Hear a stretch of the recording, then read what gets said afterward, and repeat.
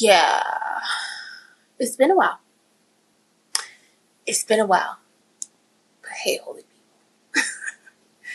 Hey, holy people. It's been a while since I said that. It's literally been a whole year.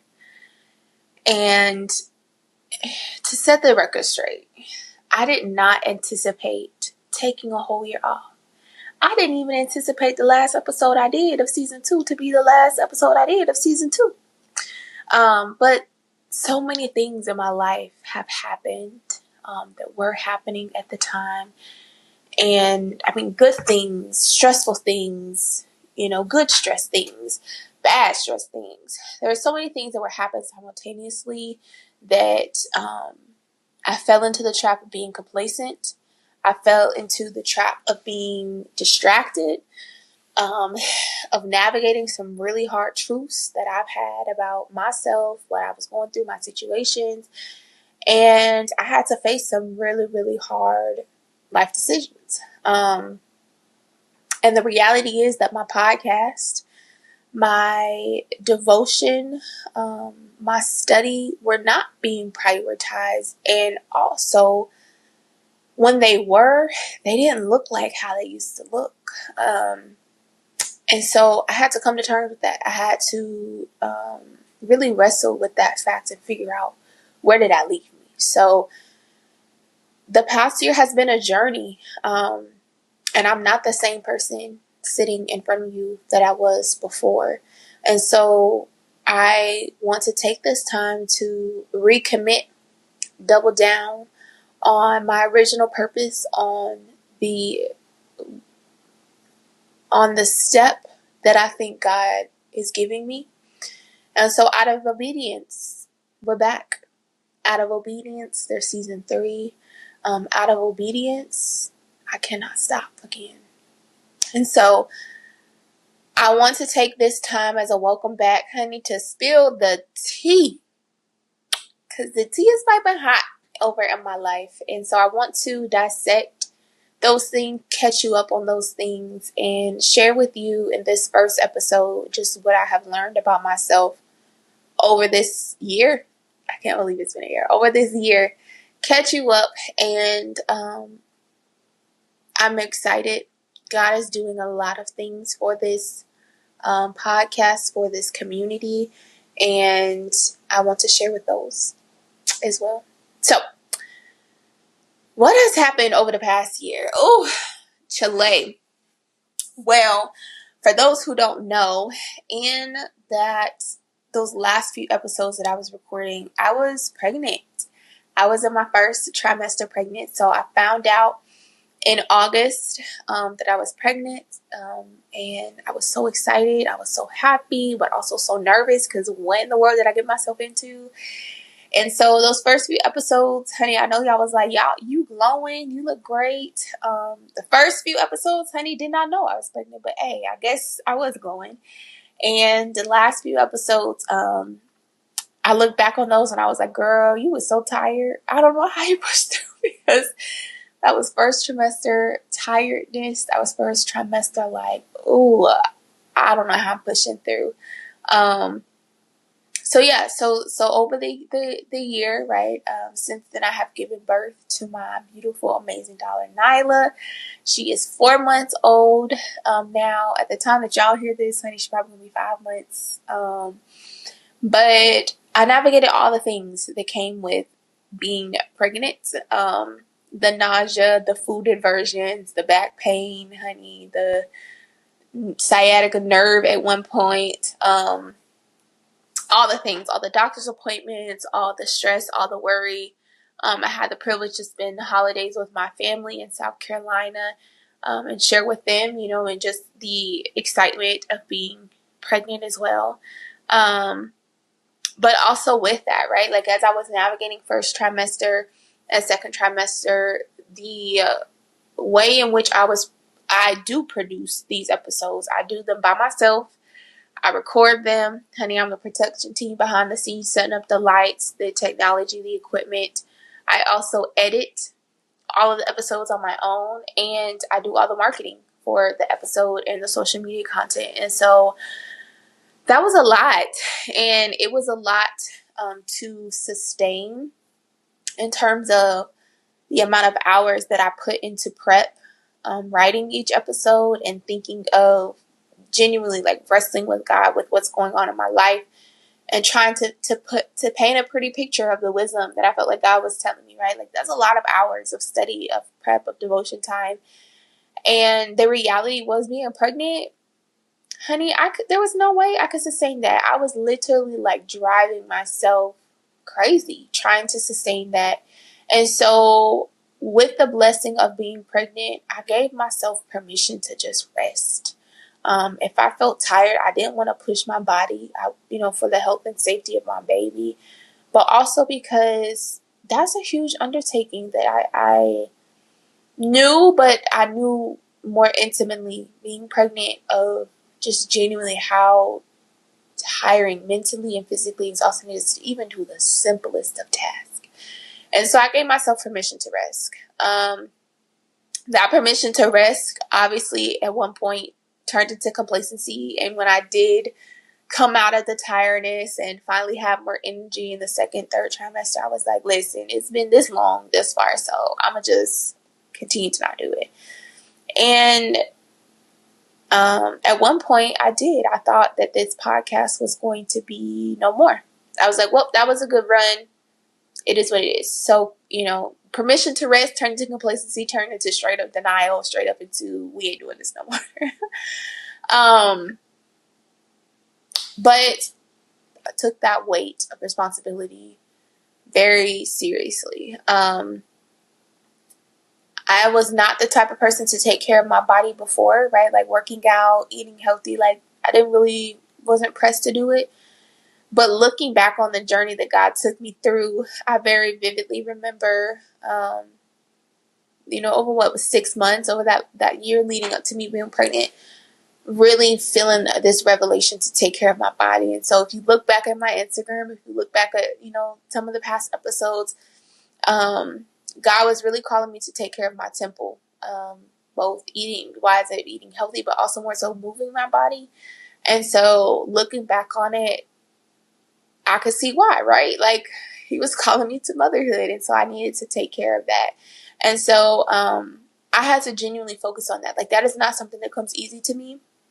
That is not something that I could just do in my sleep. And so the weight of responsibility of resting, I had to take serious. I could not stay up all hours of the night to work like I used to do before. Like I was very serious about honoring my time to just, form this baby and to bring this baby to life. And so I rested in that. But also, there's so many things that came along with pregnancy that I did not know, that as you hear me talk to all of these amazing guests that you all are going to be introduced to over this season, that was a lot. I was not prepared for that, but the planning, the scheduling, there's so many things now that being a mom coming into parenthood that I just can't get up and do the things, right?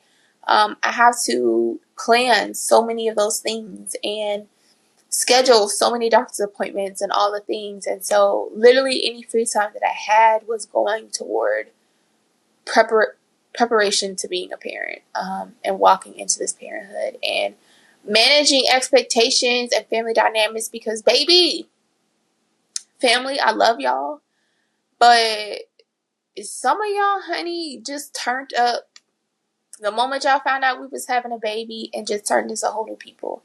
And so having to manage those expectations when I'm the type of person to avoid conflicts, I'm the type of person I don't want to ruffle the waters, but I really had to ruffle some waters and set some boundaries with that dynamic, which was interesting and exhausting. So exhausting of having to reset boundaries, of having to check people when they're overstepping. And so I didn't anticipate that, but it was a lot of that over this past year. It's still a lot left to do. But in the midst, I was working. I worked all the way up until my due date. And it was still planning to work until my boss was like, no, you need to just work remote and just take care of everybody. So I was working, and that was a lot to wake up to be at work on time. The on time ministry. I feel like as coming into parenthood, I don't have the capability of being on time anymore. At this point, I walk into the work like, listen, y'all are lucky. If y'all knew the things I had to do to get here, y'all are lucky that I'm showing up. But yeah, that was a lot, navigating work. I'll probably have to do a whole nother episode on that, about just motherhood and parenthood and work and still trying to function as an adult in this world.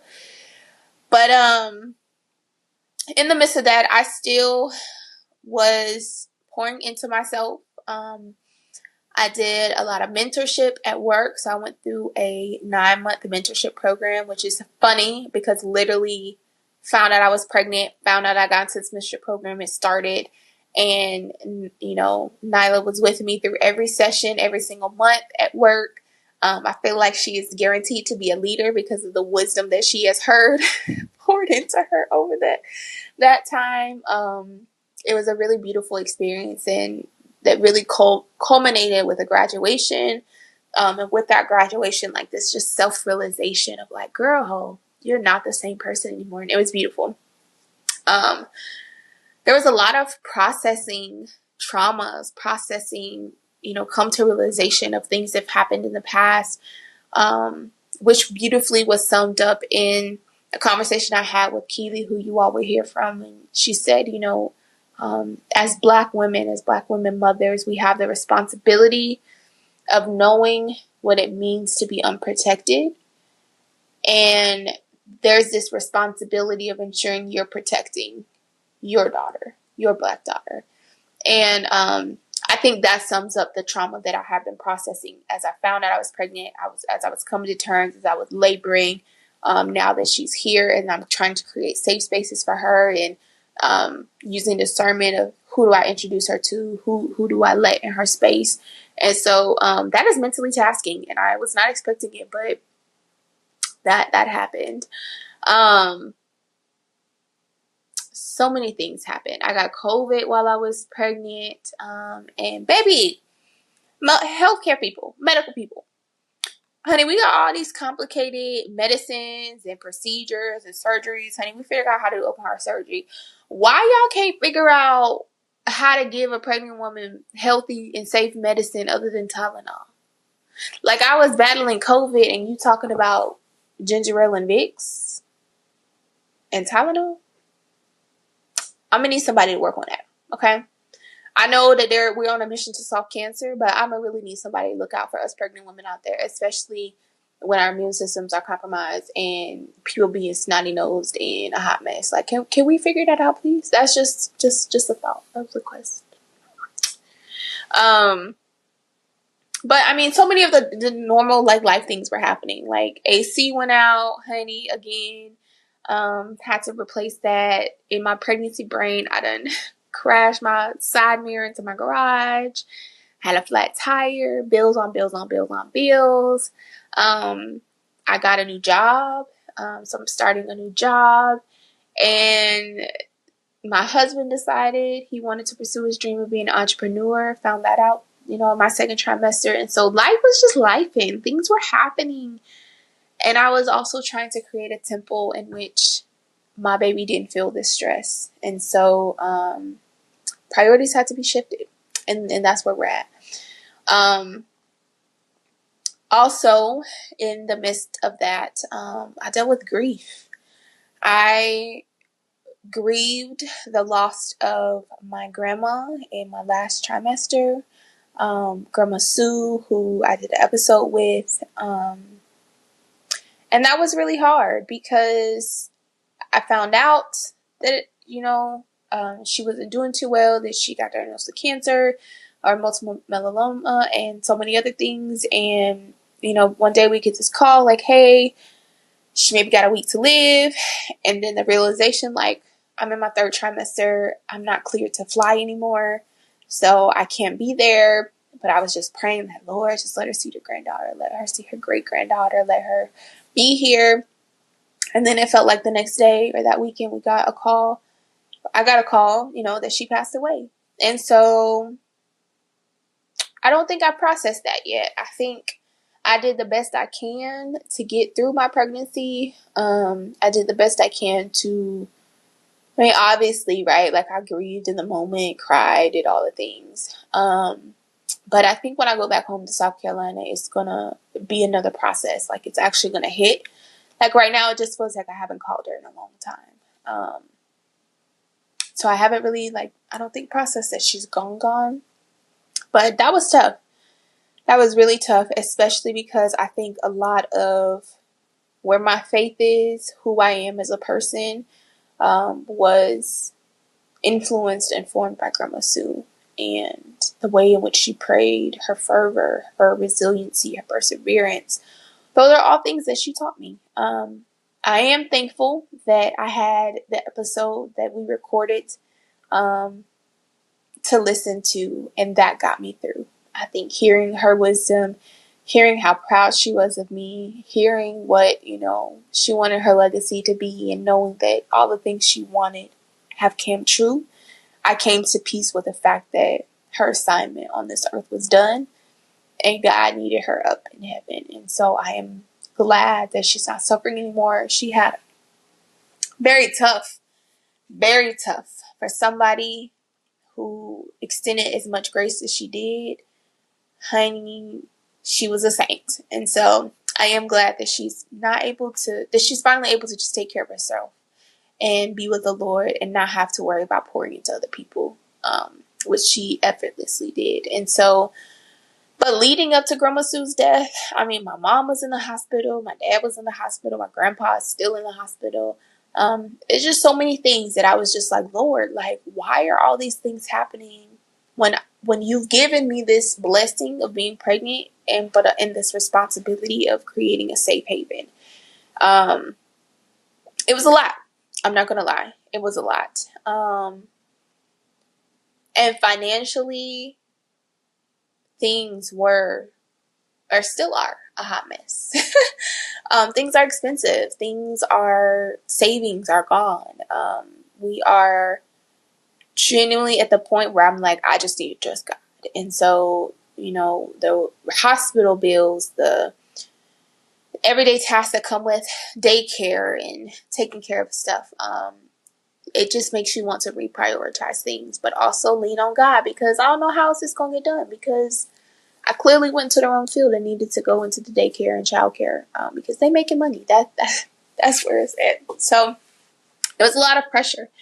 It was a lot of pressure to suddenly decide to get a new career. I'm thankful that God blessed me to provide another job, but I felt like I couldn't celebrate it because I knew that there were so many things prompting me to take on this change, and it was almost as if I'm embracing, shedding of my job was the last thing that I needed to do to genuinely undergo this identity transformation and walk into the new season that God's calling me in. I felt like that was the last thing for me to be like, okay, all right, Lord, I'm stepping out. I clearly, out of comfortability, want to stay here. I clearly, out of comfortability, don't want to have this conversation. I clearly, out of comfortability, want to do X, Y, Z. And so I have walked with God in faith in so many areas of my life. And so I felt like making that career change was the last thing that God was asking me to do. And I did it. And so I've had so many epiphanies along the way that helped bring me to this point, that helped bring me to recommitting to the podcast, of being here with you all. And so I want to take a moment and just reflect on those things. And yes, it's been a lot. Yes, I could go down the list of things of complaining, but when I look back on what God has done, it was all purposeful. It was all intentional, and it was all, yes, I might have been in a fiery furnace, but I don't got no smoke as I'm sitting here today. And so that is a blessing. But so I exhaled. I had a moment where I was like, yes, these things are happening, but these are all things that God that ran by God's desk, and God was like, she can handle it. So the first thing I learned while I was away, baby, that grace is a thing that you ought to extend to yourself, but you should not take advantage of it. Grace is a privilege. It really is a privilege, and being saved doesn't excuse you from things that you ought to do. So I think a lot of people, when we become saved, everybody's like, oh, God's grace, God's grace. But that don't mean you just need to go out here and do whatever you want and blindly ignore God's instructions and still ask for God to give you grace. God is also a God of justice. God is also a God of wrath. And so God's grace does not prevent you from doing what he's called you to do. God's grace does not prevent you from making excuses. It should not stop you from the calling that you have on your life. And he's going to hold you accountable to that. He absolutely will. And so for me, I extended grace to myself as I was pregnant. I knew I needed to rest. I knew I needed a break. But God did not tell me to stop the podcast. That's something I chose to do on my own. And so now that I'm coming back and I'm back in the routine, God is blessing that obedience. And so I can't help but to think, like, what would he have done if I didn't take a break? Like, how much more further along? How many more testimonies? How many more people could I have reached in that absence? But I've forgiven myself for that. I've given myself grace. But like I said, you shouldn't take advantage of it. When we look in God's word, in Ephesians, it tells us that we are saved. It's by grace that we've been saved through faith. And it's not from ourselves, but it's a gift of God. Again, gift is a privilege. Gift means privilege. Gift means you're not, guaranteed this. And so I think we've been taking advantage of God's grace for a very long time. And it's time for us to really reevaluate our circumstances and our situations and figure out what excuses we're making for ourselves and get back to what God is calling us to do.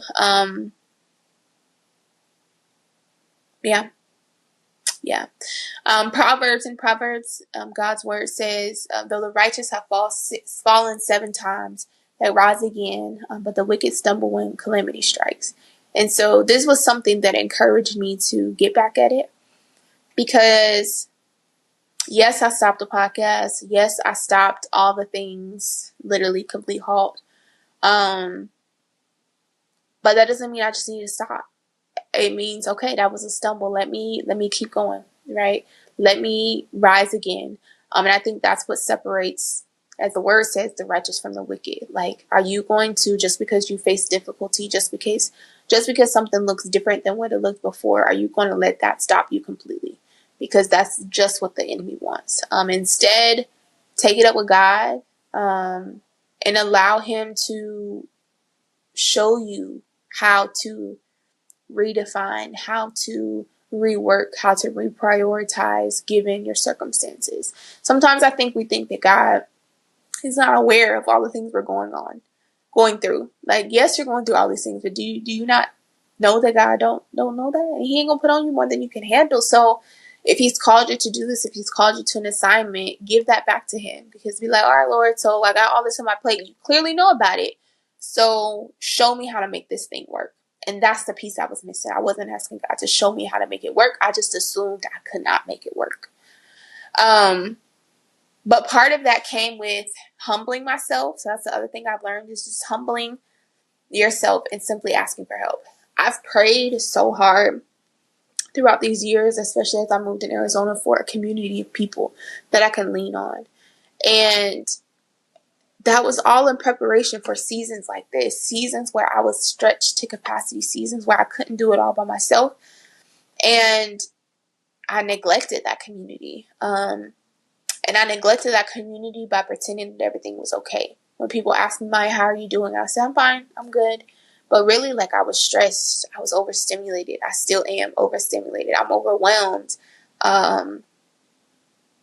The burden is heavy. It really is. Taking up your cross on a daily, that thing is heavy. And when you feel so stretched, when your identity feels like it's being pushed in so many different ways, I was doing myself a disservice by not being honest to people and allowing my community to genuinely be there for community. But I had to think back on some trainings that I had, where our elder, he was going over Maxwell's laws of leadership, and he shared the difference between wanting a crowd, wanting followers, but wanting genuine community and wanting genuine discipleship.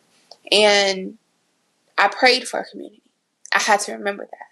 So when I prayed for community, God put people in my life that was going to be able to handle the ugly, that was going to be able to handle my struggle, and that had the capacity to help me out. And so I should not have been embarrassed. I should not have been waited as long as I waited to ask for help and to be honest. And that was a humbling process. But I'm thankful that I don't have a crowd of people in my life. I'm grateful that God genuinely has given me people who have picked up the pieces, honey, in every small and big way. Financially, when they come through, spiritually, when they come through with prayers, they've always been right on time. Physically, when they come and help me with Nyla or see that I'm visibly stressed and just give me a moment to just have by myself and not be overstimulated, I'm so grateful to every single one of those people, because I would not have made it out of this funk without you all, genuinely. Even in coming up with this podcast, like, I asked God, like, the way I was doing it before wasn't sustainable with my new life. It worked for me then when I could stay up to 2, 3 o'clock in the morning editing the podcast episode the night before. But I can't do that now. Okay, I can't. I got to plan in advance, and I might have a good 2-hour spurt without the baby or while she's sleeping, and then I got to go back to mom duties. And so I said, all right, Lord, if you want me to do this, like, I need you to show me how to do it. And so part of that was I just needed to talk. I need to be back in community. I went on maternity leave for 12 weeks, and I was isolated. I'm in the house. It's hot in Arizona, so I can't even take the baby outside to walk. And so, God was just like, you need to ask for help. And so I put out, in faith, I didn't know when the podcast was going to come back, but in faith, like, seeking podcast guests. And the way my community showed up and had genuine conversations with me, I am so excited for you all to hear all of the amazing co-hosts I'm going to have this season. And that came with me being humble and saying, hey, y'all, I need help. Can somebody hop on this podcast and help me out? And I'm so thankful that people have showed up every time. And in community, we know that that's where God is, right? His word says that where 2 or 3 are gathered in his name, he's with them. He is with them. And so when I can't encourage myself, God gave me community, and he showed up every single time, and he encouraged me. And so, I'm very thankful. His word in Romans 12:3, I want to read this to you all, reminds us to be humble in the service of body of Christ. So it says, for by the grace given me, I say to every one of you, do not think of yourself more highly than you ought, but rather think of yourself with sober judgment in accordance with the faith God has distributed to each of you. For just as each of us has one body with many members, and these members do not all have the same function, so in Christ we, though many, form one body, and each member belongs to all others. We have different gifts according to the grace given to each of us. If your gift is prophesying, then prophesy in accordance with your faith. If it's serving, then serve. If it's teaching, then teach. If it's to encourage, then give encouragement. If it is giving, then give generously. If it's to lead, do it diligently. If it's to show mercy, then do it cheerfully. So each of us have different gifts. Each of us needs to be around people so that we can fill the gaps that they're experiencing. So when I couldn't encourage myself, I trusted that God and community gave me somebody to encourage me. When I didn't have it financially, I trusted that God gave me someone in my community that was going to be able to give, and that's a gift that they have.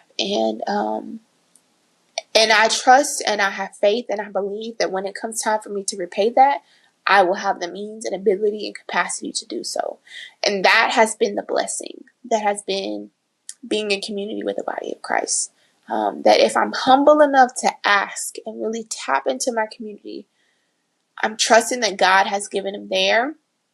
But I also have to shed the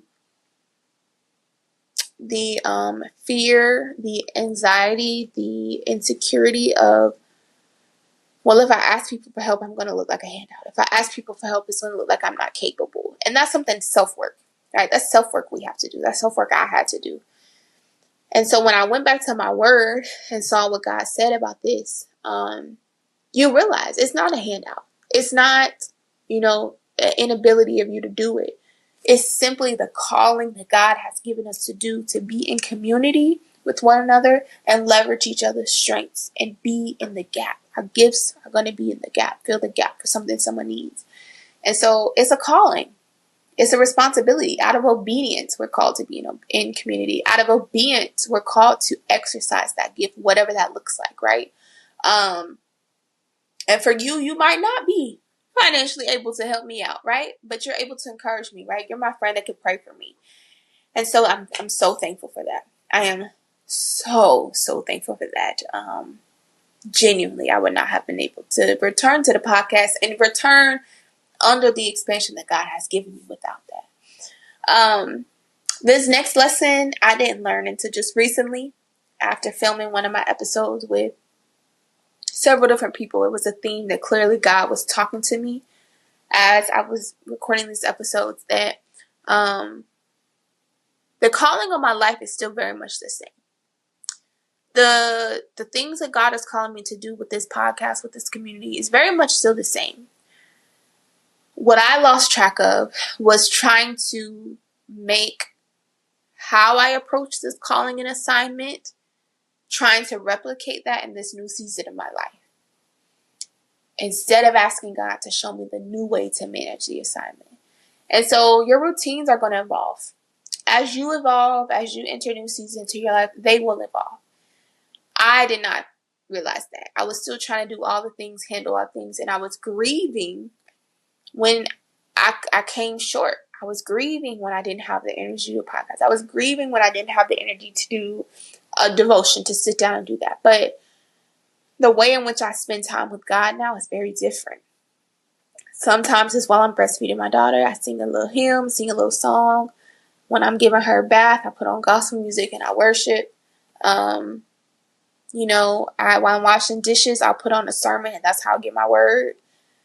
And when I'm in the bathroom, I might look at the word of the day. That might be all I have capacity for. It might not look like I have time for a 2-hour Bible study because there's just so much things I need to do.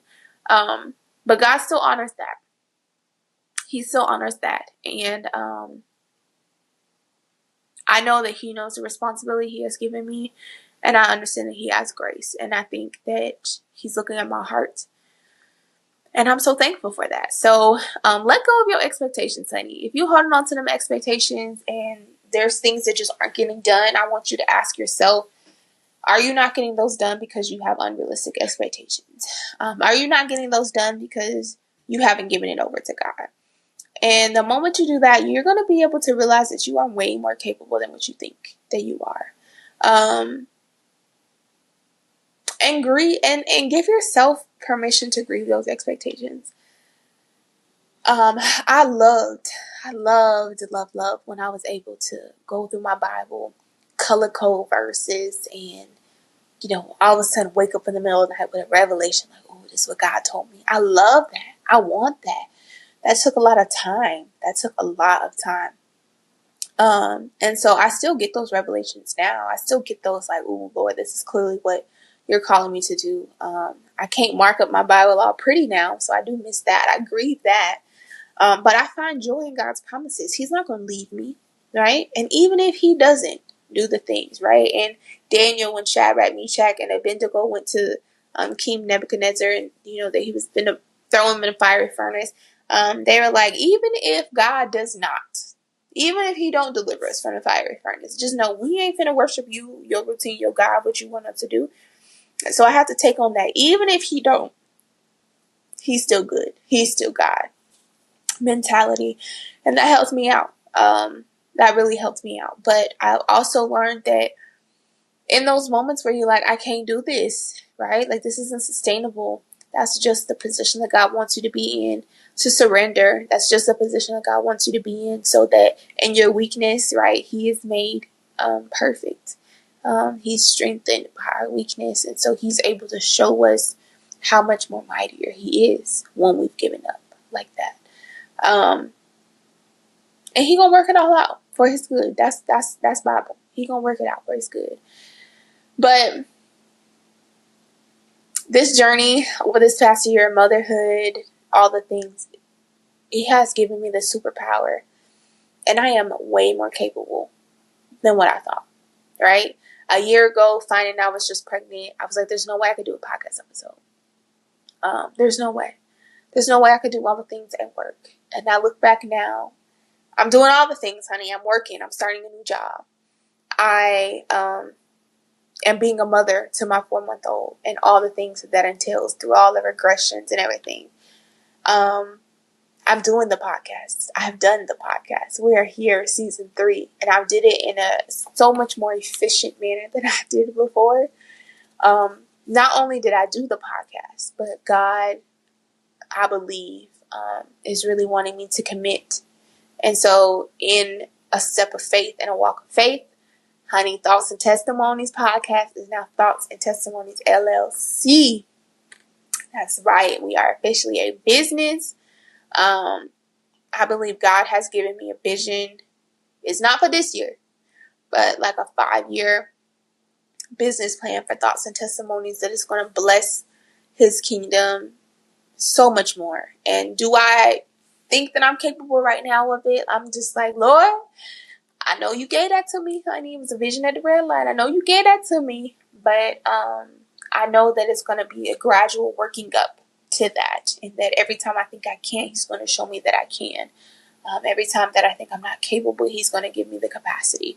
And so that's what I'm believing Him for. And so, did the LLC, honey. We're going full force with this merch. You can see I have on right now. If you are listening to audio, I suggest you hop on to YouTube so you can see it. But this is released on the new website, so thoughtsandtestimonies.com.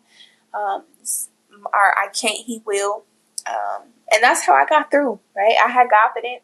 I believed that this calling God has given me, both in motherhood, personally, professionally, and spiritually, with Thoughts and Testimonies, He's called me to do these things. And so He going to show me.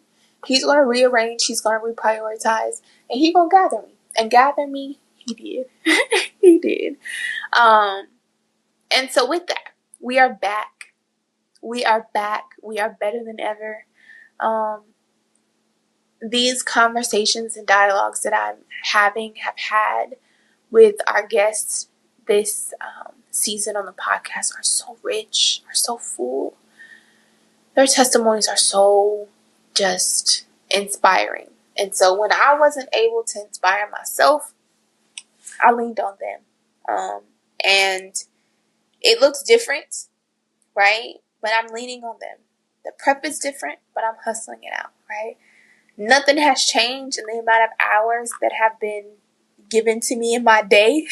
Trust me, I still get the same 24 hours, but God has reprioritized. He has reshifted. He has given me the capacity.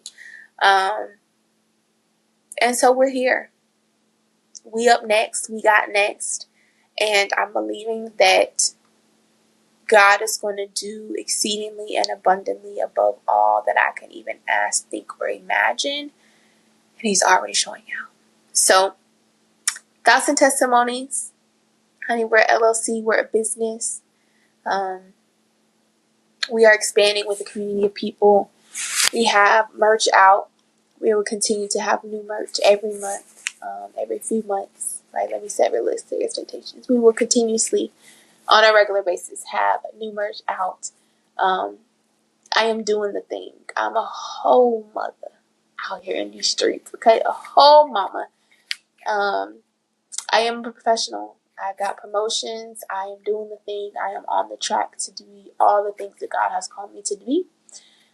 And I'm so excited to take you on this journey. So, without further ado, I am proud to introduce Season 3 of the Thoughts and Testimonies podcast. visit our website, thoughtsandtestimonies.com. Follow us on Instagram at Thoughts and Testimonies. Buy a piece of merch. Sow a seed if you believe what God is doing for me in my life, what God is doing for us. Because the vision that God gave me when I was sitting at the red light, honey, on the way to work, gathered me together and realized that this is just the beginning of what He's calling me to do. This is the beginning for Thoughts and Testimonies. And in order for God to bless that bigger vision, I need to be obedient with these small steps. So continue to pray for me and all the things so that I can carry on a daily basis. I can guarantee you I will need the prayer, okay? I'm having some mental breakdown. But know that this is a project of love. This is a project of obedience. This is a project of sacrifice.